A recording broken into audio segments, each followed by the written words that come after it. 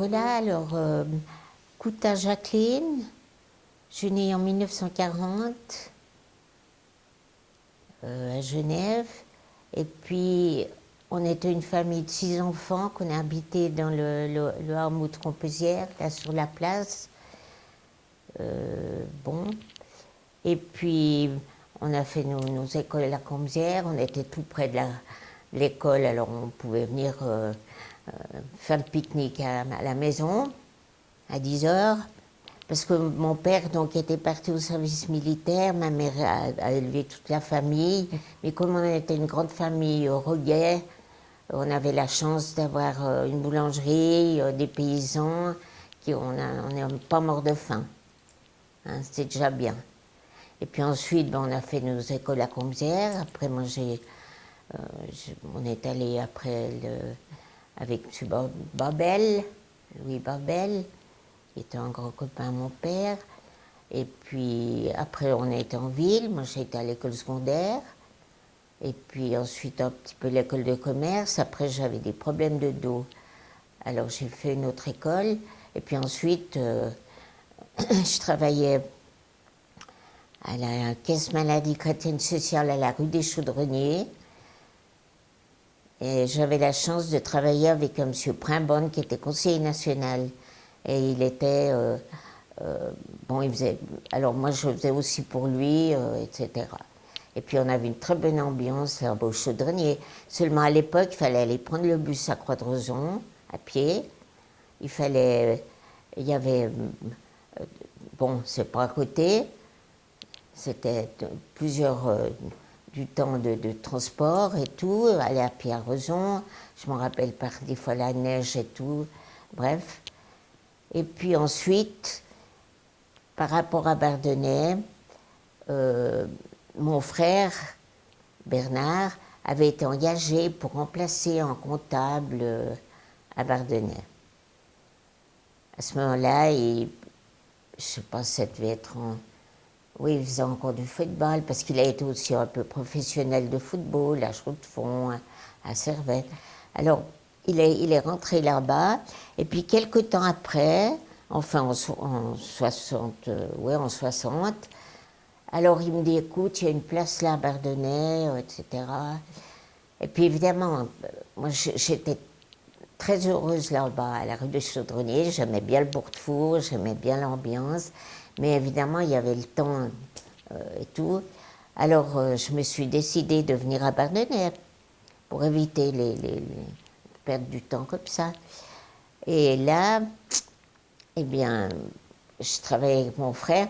Ça changeait complètement parce qu'une usine où il y avait, je ne sais pas, 150 ou 200 ouvriers, c'était pas rien non plus. Et il fallait faire c'était surtout des payes. Il n'y avait pas beaucoup de secrétariat. Et quand j'ai commencé à la Tuilerie de Bardonnay, bon, il y avait mon frère qui faisait la comptabilité, mais il fallait faire beaucoup de calculs, de payes, de trucs, de comptes. Mais dans une usine, on apprend bien à travailler. Moi, c'est pas ce qui m'a le plus plu, puisque je suis partie après à la mairie de Lancy, mais j'entends, il fallait le rendement, hein. Et c'était assez compliqué parce que il y avait plusieurs catégories. Il y avait la carrière, il y avait les fours, il y avait maintenant je m'en rappelle plus. Mais enfin, il fallait relever les payes. Je me rappelle, ils gagnaient 3 francs 55 de l'heure, les ouvriers. Seulement, ils travaillaient de temps en temps 2 heures au chantier, 8 heures à la carrière, 8 heures. Alors, les prix étaient encore différents. Bon. Et tous les 15 jours, on comptait donc les jours, les trucs, et puis il fallait faire les payes. Mais les payes, et puis bon, le patron qui était bien, M. Antonietti, mais il voulait pas, par exemple, il y avait 5 écritures par ouvrier, Seulement les 5 écritures, ça donnait un brut, et il fallait être sur le brut, enlever chaque fois les déductions. Alors vous alliez une journée à la carrière, c'était je ne sais plus combien de temps, il fallait enlever ça, il fallait enlever le chômage, il fallait enlever le truc. Alors on avait des journaux, c'était compliqué les payes. Alors après mon frère a réussi à lui faire comprendre quand même qu'on pouvait additionner le brut et puis faire les déductions sur le brut. Mais à l'époque, c'était pas comme ça. Puis on avait des vieilles machines Rouf, enfin, bon, c'est autre chose, mais on apprend à travailler, là, comme ça. Hein. Et puis, ça, c'est une anecdote. Mon frère avait dû partir au service militaire, et moi, tout d'un coup, j'avais 20 ans, ouais, 21 ans. Je me suis trouvée avec tous ces calculs de paye, de trucs et tout. C'était assez lourd, je dois dire. Hein. Et heureusement, mon frère, avec le sous-directeur, le vendredi, ils allaient chercher. On préparait toutes les feuilles justes avec les payes, avec les centimes, tout, pour les 100 ou 150 ouvriers, en tout cas 150, peut-être plus. Et ils allaient à la banque, ils préparaient les trucs, puis après on mettait l'argent dans les enveloppes le vendredi, et c'était juste, il fallait que ce soit juste. Bon, on arrivait. Puis le vendredi, quand ils venaient, les ouvriers chercher la paye, ils étaient tous impeccables. Hein. Je dois dire qu'alors, pour des gens qui étaient tout seuls ici, combien de fois ils nous ont raccompagnés, tout, on n'a jamais eu d'ennui avec eux. Ils nous respectaient comme... et ça, même, ils nous rendaient service. Pour ma maman, ils lui demandaient, je me rappelle une fois, il l'avait conduite dans un enterrement en Valais, tout. Ils nous rendaient service. Puis moi aussi, je n'avais pas de voiture. Je n'avais pas mon frère. Il nous ramenait des fois parce que je travaillais tard. Et c'est là que j'avais demandé à ma soeur de venir un petit peu m'aider. Parce que je n'arrivais pas. Bon, il y avait une secrétaire en bas qui s'occupait, elle, des bons de tous les... pour les briques. Et il y avait, à l'époque, il y avait toute une explosion de chantiers à la Caroline, au Petit Lancier et tout. Et il y avait des fois 10 camions qui attendaient pour avoir un camion de briques. Il y avait les tuiles, il y avait les briques, il y avait les... Et ils étaient... C'est fou. Ils attendaient. Il y avait Jérôme, il y avait la commerciale, il y avait Bois Matériaux, ils se bagarraient des fois. Hein. L'anecdote, oui. Alors, le vendredi, les ouvriers arrivaient. Alors, monsieur Mouty, voilà. Alors, on ne faisait pas signer rien. Monsieur Mouty, enveloppe monsieur Jean-Claude, enveloppe Coutard, enveloppe tac, tac, tac. Moi, c'est la première paye que je distribuais. Bon, donnais une casquette, au revoir monsieur, merci, bon, bonjour. À 5 heures le soir, il y en a un qui arrive, il n'y avait pas de paye, pas d'enveloppe. Bon. Alors, mon frère était là, il était rentré du service. Bon, pas de paye. Bon. Et puis, comme il travaillait, il y en a qui travaillaient la nuit, il y en a... Alors, avant 6 heures le soir, ils n'étaient pas tous là.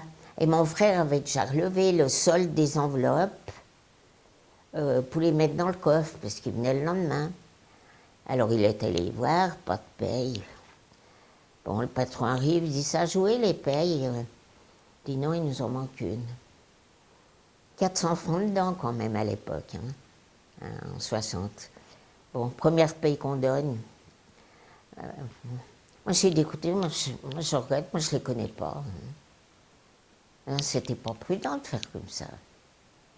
Bon, alors, bon, on n'a pas tellement dormi avec mon frère, la nuit, tout. Puis le lendemain, il va, puis le coffre, il était dans une armoire, un peu sombre. Et puis, il rouvre le coffre, il y avait une enveloppe qui était la même couleur grise, qui avait glissé sur le... Enfin, où il y a le rayon, si vous voulez. On a retrouvé notre paye. On était contents, hein. Après, on a dû mais au moins faire une liste, et puis cocher Puis je crois qu'après, on les faisait quand même signer, ou bien... Mais vous vous rendez compte, ils venaient là, tac, tac, tac, tac, tac. On aurait pu avoir plusieurs pays qui étaient... Mais c'est là qu'on voit qu'ils étaient honnêtes, parce qu'ils auraient pu... Bon, la production, elle partait des guerrières. Hein. Bon, il y avait un tapis roulant. D'ailleurs, il y en a un, une fois, qui est décédé. Il s'est fait couper la jambe par une tronçonneuse ou je sais pas quoi. Il est mort sur place. Mais après, ça arrivait dans des... Mais comme il y avait plusieurs... Après, ça se dispersait entre le four, c'est pour ça qu'il y avait plusieurs catégories. Il y a des employés qui travaillaient au forfait. Ils étaient peut-être 10, 12 ou 20 au four. Alors, ils avaient une paye pour tous. Puis après, il fallait calculer. Puis il fallait calculer encore les déchets. Il fallait enlever les déchets pour regarder combien ça faisait. Oui, ils prenaient la brouette puis ils partaient dans le four. Mais ils buvaient 7 à 8 litres de bière par jour. C'était dur. Et puis après, alors il y avait un tapis roulant, parce qu'il y avait les tuiles encore. Il y avait encore les tuiles. Donc il y avait un tapis roulant. On les voyait partir avec leurs brouettes. Puis il y avait la carrière d'un côté. Il y avait le centre où il y avait le tapis roulant. Et puis là, on allait relever les cartes. Au fond, il y avait les trucs du chantier, avec les camions qui arrivaient. L'accident, bon, on nous a dit ça, hein, il s'appelait Zaninetti, je crois, je me rappelle. Ça, on ne savait pas plus, c'est pas grave. Il s'appelait Zaninetti, un petit, et je crois il s'est saigné sur place. Ah ben, il y avait l'arcade là devant, elle a toujours existé, puis derrière, il y avait le four, et puis le pain, il le livrait. Il y avait Simon avec sa femme qui vit toujours, Monique, qui habite à côté. Je l'ai vu hier, justement. Et puis, ils livraient le pain. Partout, ils allaient partout dans le village. Ah ben, puis, même à Evord, ils livraient beaucoup à la Tuilerie.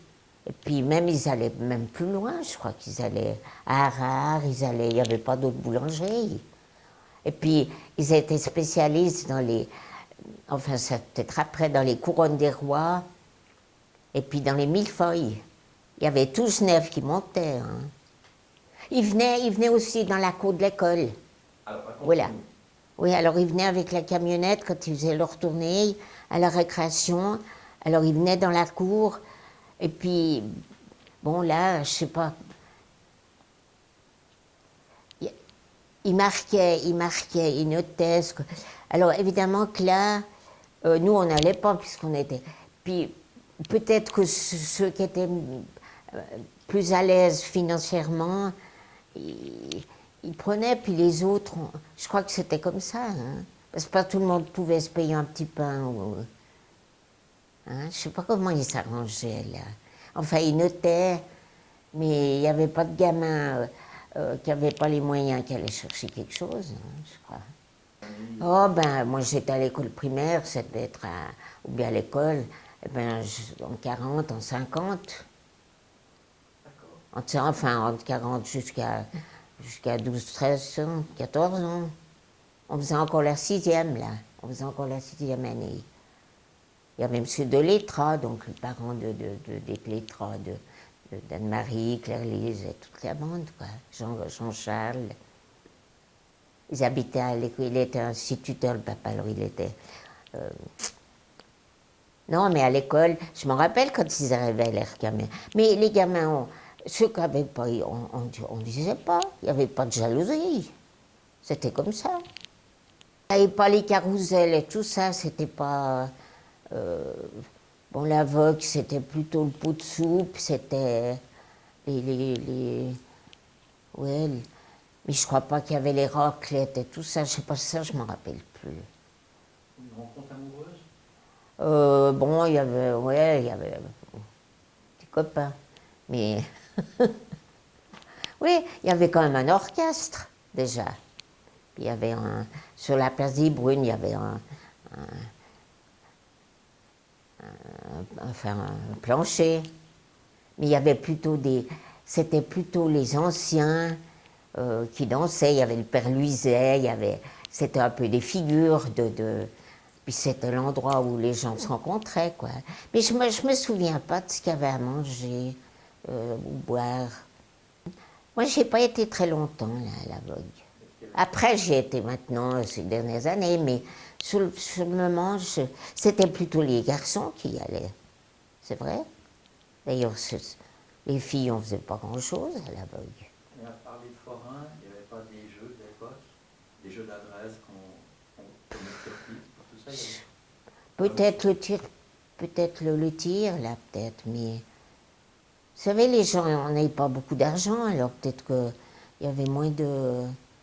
Mais je me souviens pas d'avoir mangé quelque chose. On goûtait peut-être, il y avait peut-être un goûter, je sais pas, ou un truc comme ça. Et puis il fallait rentrer de bonne heure, alors on ne traînait pas jusqu'à minuit. Eh bien, mes frères jouaient au football là. Et puis,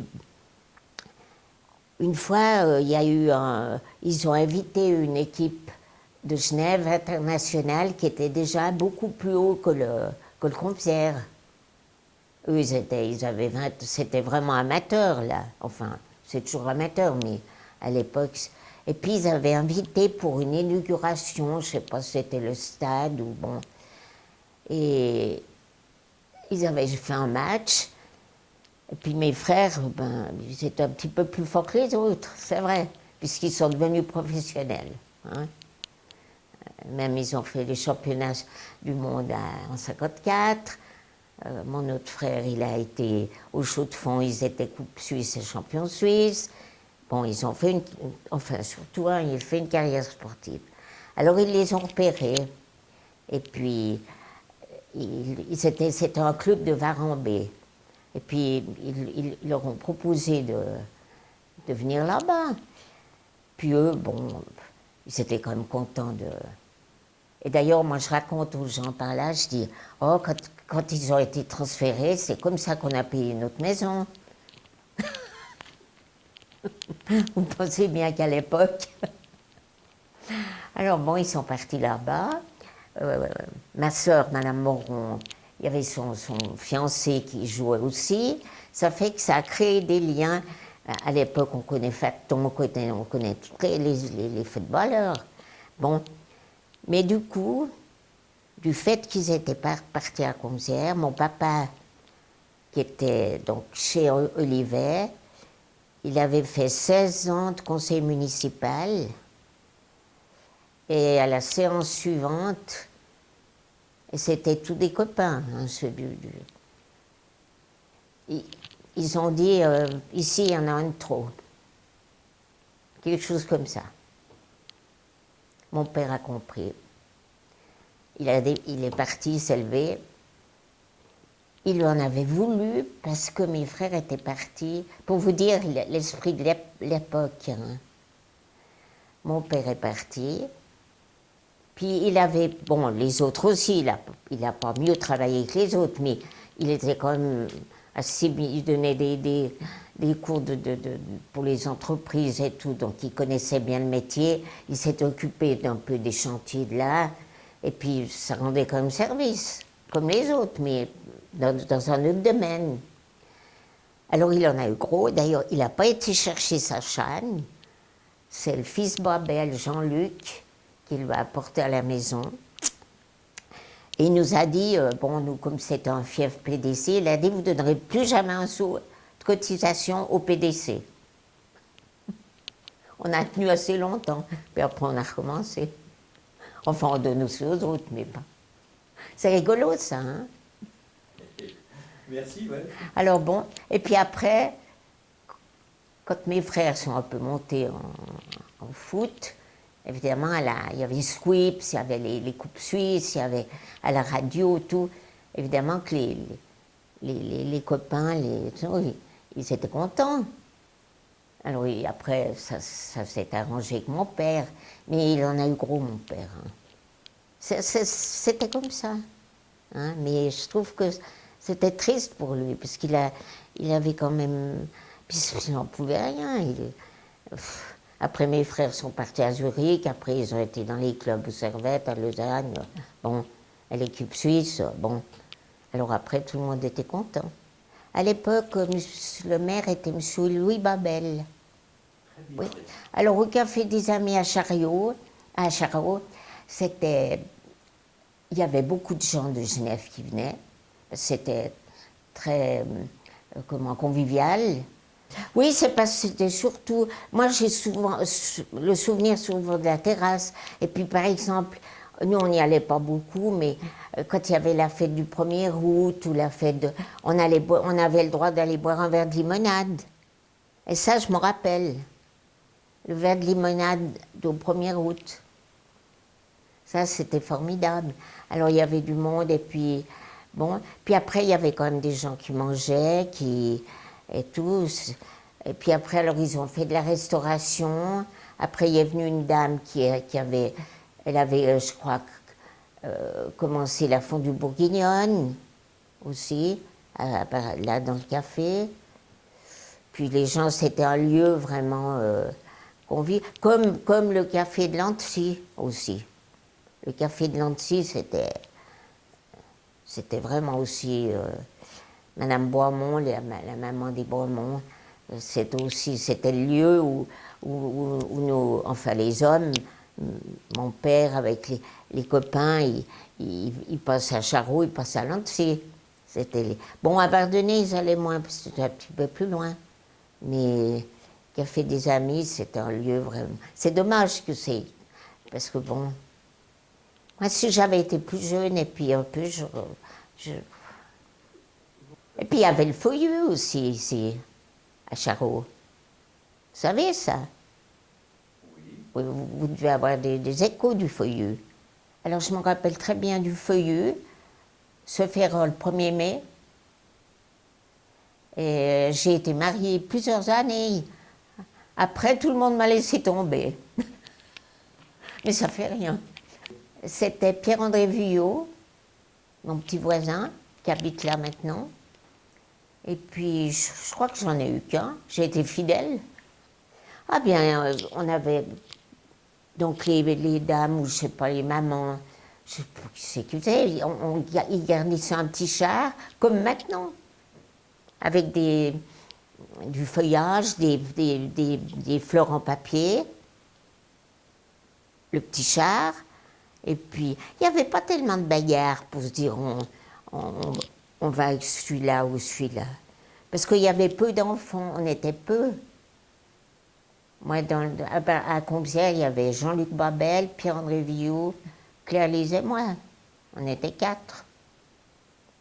Alors, ils nous prenaient ceux de Compiègne, je ne sais pas pourquoi.